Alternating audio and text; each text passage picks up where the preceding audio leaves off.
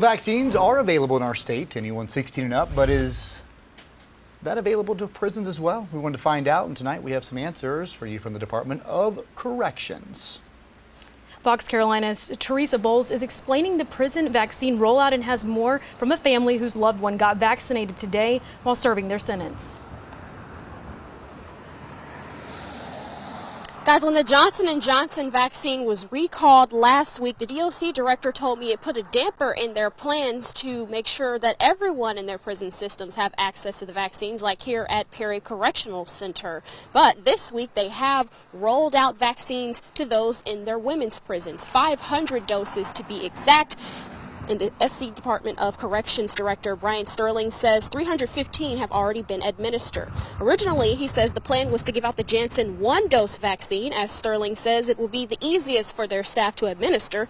Last week, that vaccine was recalled by the FDA, so the DOC changed plans and started offering the Moderna vaccine at some of their women's institutions this week. Inmates 65 and older were already given the option for the vaccine well before now at their 21 prisons, and Sterling says there are only 17 cases to date in their entire system, which is about 80 to 90% lower than this time last year.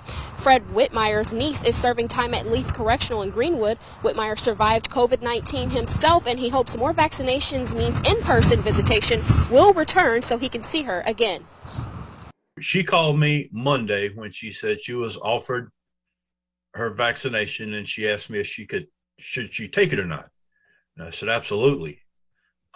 If nothing else, in the hopes of in-person visits again. And that's the main reason that she started hers today. Whitmire says his niece got the Moderna vaccine, and he has been vaccinated as well. And the DOC is working with DHEC to make sure that those vaccines are coming out as quickly as possible. This all depends on the decision on the Janssen vaccine. Cody? So, Tresia, is this vaccine optional or mandatory? It is optional. While Sterling does encourage anyone with loved ones serving time to tell them to try to get the vaccine, it is not mandatory.